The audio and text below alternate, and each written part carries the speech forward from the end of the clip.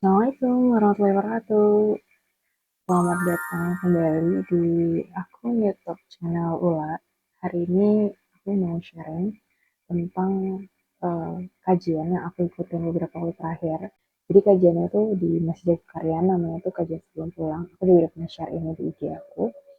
Dan aku mau share notes-notes yang menarik buat aku dan sangat-sangat bermanfaat menurut aku untuk di-share ke teman-teman semua.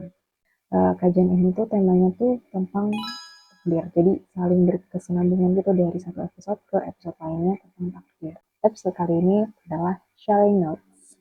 Notes Islamic lecture that I've been attending for the past month about takdir.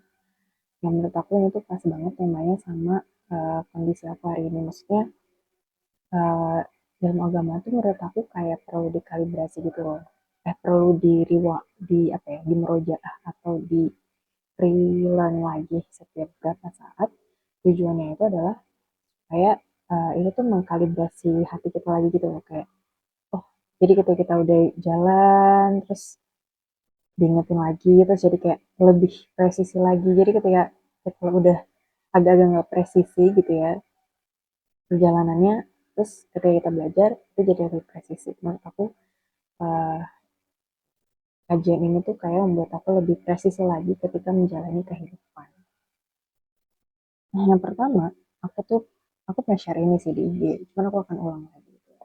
Jadi Ustadz Hamad waktu itu nanya ke kita, ke para peserta atau para penuntut ilmu yang datang ke majelis, kalian tahu nggak sih bedanya mencintai Allah sama mencintai dunia? Terus Ustadz Ahmad lanjutin gitu ya. Jadi kalau misalnya kita mencintai Allah, artinya adalah kita berani untuk kehilangan. Jadi ketika kita cinta sama Allah gitu, kita tuh berani untuk kehilangan. Kehilangan orang-orang yang kita sayang, kehilangan harta kita, kehilangan jabatan kita gitu ya. Pokoknya apapun yang ada di dunia ini gitu ya, yang itu valuable buat kita gitu ya, berarti buat kita, kita berani kehilangan itu semua, asalkan kita nggak kehilangan Allah.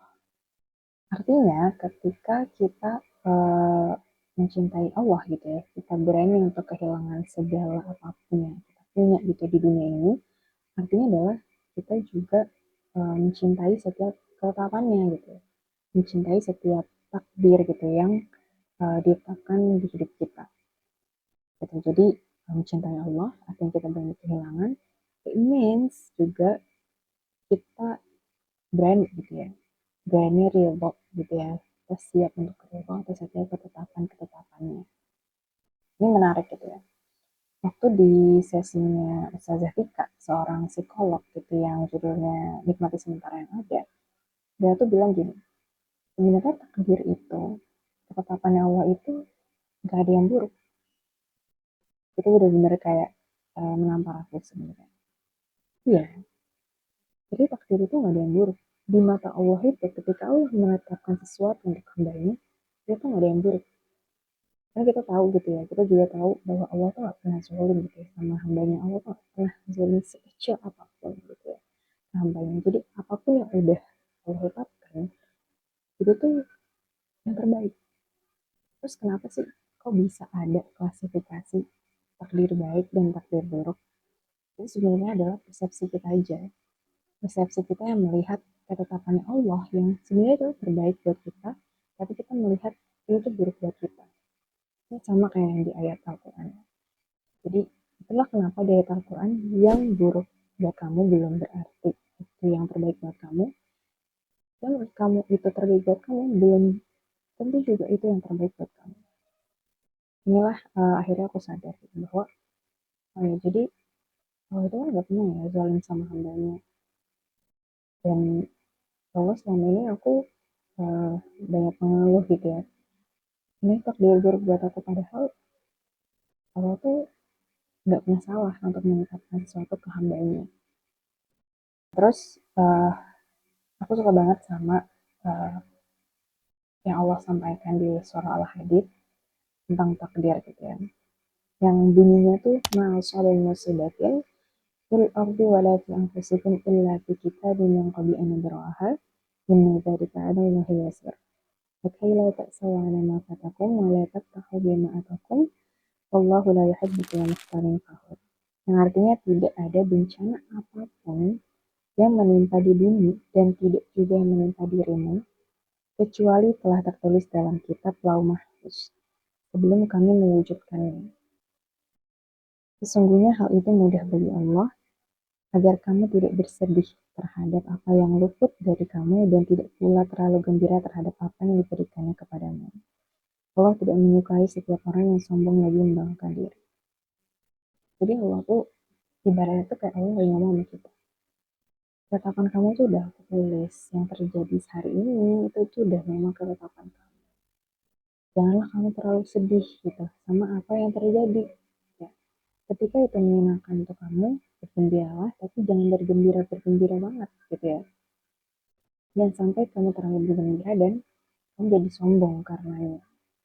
Ini menurut aku ayat yang benar-benar ya Allah tuh ngomong gitu sama diri aku. Mungkin ada pertanyaan, kalau misalnya semuanya udah ditetapkan sama Allah gitu ya, semuanya, terus apakah kita perlu gitu ya untuk ikhtiar gitu? Apakah kita perlu untuk mengusahakan dirinya ini? Jawabannya adalah kita semua tahu. Jawabannya adalah perlu. Kita tetap perlu untuk beramal di dunia ini gitu ya. Sabar dan tawakal itu bukan berarti pasif gitu ya, melainkan disertai usaha. Seperti sabda Rasulullah, berusahalah untuk hal yang bermanfaat bagimu, mintalah pertolongan kepada Allah dan janganlah merasa lemah. Jadi ketika teman-teman mengusahakan sesuatu dan yang teman-teman usahakan itu adalah sesuatu yang baik, gitu ya, bermanfaat dan insya Allah diridhoi sama Allah, maka lakukanlah, usahakanlah, sambil teman-teman minta pertolongan sama Allah. Jadi janganlah kamu berlemah diri. Kalau misalnya sulit, ingat di surah Alam Nashrah gitu ya, Inna ma'al usri yusra. Bersama kesulitan itu ada kemudahan.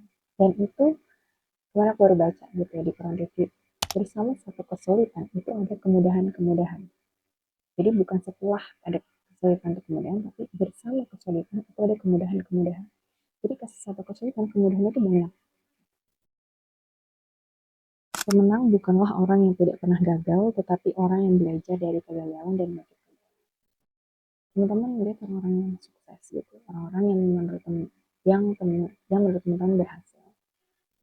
Bukan berarti mereka itu nggak pernah gagal. Mereka pasti pernah gagal. Tapi kenapa mereka bisa mencapai itu? Karena mereka bangkit lagi. Ketika mereka gagal, mereka jatuh gitu ya. Oke, mereka bersedih hati, gitu. Mereka uh, butuh waktu.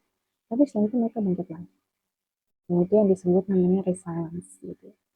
Jadi sebagai manusia kita tuh perlu untuk punya resilience itu gitu ya. Karena kita untuk jadi pemenang, kita mau pemenang masuk surga, kita pasti dapat gagal gitu kan. Dan kita gagal, kita harus resilience, kita harus bangkit lagi. Masuk ke episode dimana aku suka banget gitu karena yang ngisi seorang master psikolog, Allah alam gitu ya. Aku lupa beliau seorang psikolog atau enggak, Ustadz Isnan namanya. Temanya itu adalah yang lambat bukan berarti terlambat. Ini menarik banget. Seringkali kita tuh ngerasa, duh aku kayaknya terlambat deh. Tapi apa sih acuannya? Kok kita bilang diri kita terlambat?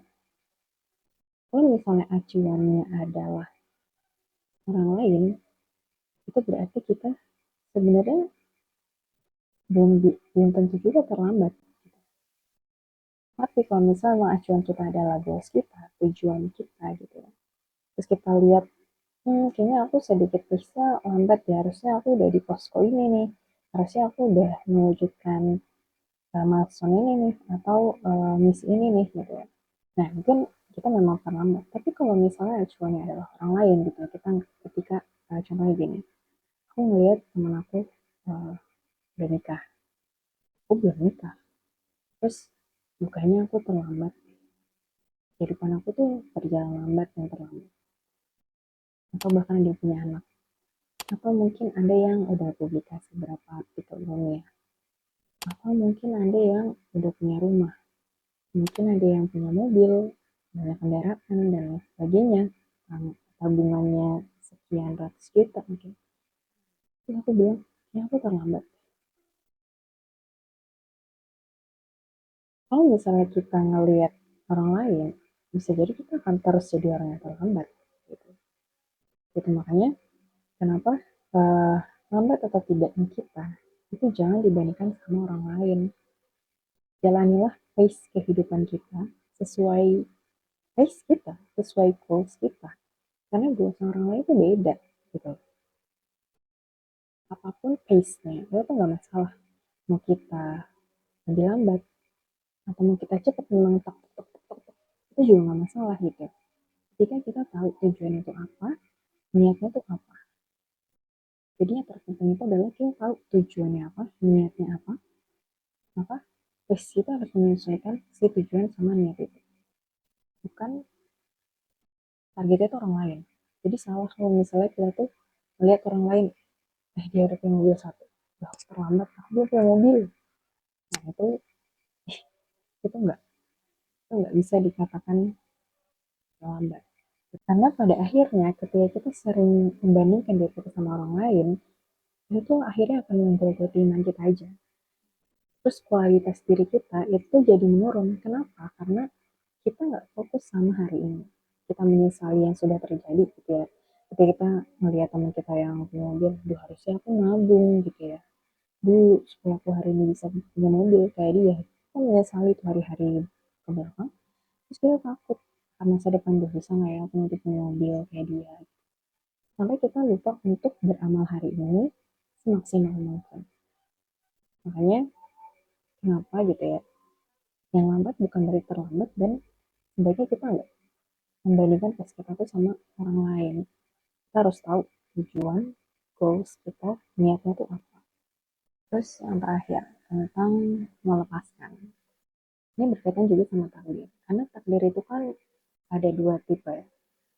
Ada dua tipe maksudnya didatangkan, dihadirkan, atau dihilangkan, atau diambil. Dari ketetapan Allah kan kurang lebih seperti itu ya. Dihadirkan, atau dihilangkan, atau diambil. Yang susah, itu tuh ketika kita diberikan ketetapan diambil sesuatu, dihilangkan sesuatu gitu ya, dipisahkan oleh sesuatu. Itu kan yang biasanya takdir yang sulit gitu ya untuk kita hadapi. Maka coba-cobalah ingat kembali gitu ya. Surah Al-Baqarah ayat 156. الذين إذا أصابتهم مصيبة قالوا إنا لله وإنا إليه راجعون. Berkatalah bahwa sesungguhnya kami adalah milik Allah dan sesungguhnya hanya kepadanya lah kami kembali. Jadi kita harus tahu esensinya semuanya yang ada di dunia ini itu punya Allah. Haknya Allah. Allah mau ngasih, alhamdulillah, kita bersyukur. Allah mau ambil, ini sulit. Gitu. Kita kehilangan orang yang kita sayang gitu ya. Kehilangan barang berharga kita gitu ya. Kehilangan kenyamanan yang biasa kita nyaman gitu. Nah, itu susah, memang sulit. Maka bersabarlah gitu ya. Dan ingatlah bahwa segala sesuatunya itu milik Allah. Dan ketika aku akhirnya gitu ya diingatkan dengan ayat ini lagi, akhirnya aku jadi lebih sadar. Oh iya, ya kan punya Allah. Tugasku adalah yang dikasih pinjem gitu ya. Contohnya dikasih pinjem raga. Tugasku adalah gimana caranya raga ini dipinjamnya sama yang punya, aku bisa manfaatkan sebaik-baik. Karena kalau ini diambil gitu ya sama yang punya, itu jadi enak gitu ketemu sama yang punya. Melakukan kebaikan bermanfaat dengan mata, dengan mulut, dengan tangan gitu. Kayak gitu. Jadi selain aku sadar bahwa segala sesuatunya itu punya Allah, aku juga jadi sadar bahwa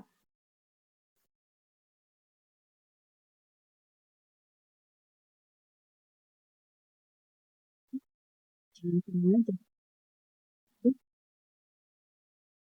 kamu punya baik untuk orang, untuk zat yang meminjamkan kamu. Gitu.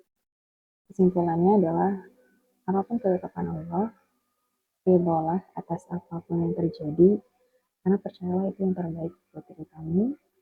Itu bukan berarti kamu menyerah atas ketetapannya, teruslah berusaha, karena yang dilihat adalah prosesnya. Dan ingatlah bahwa segala sesuatunya itu milik Allah. Kita ini cuma dipinjamkan, jadi manfaatkanlah apa yang dipinjamkan ini dengan sebaik-baiknya. Wallahu a'lam bishawab. Terima kasih sudah nonton episode ini. Semoga bermanfaat. Sampai jumpa di episode lainnya.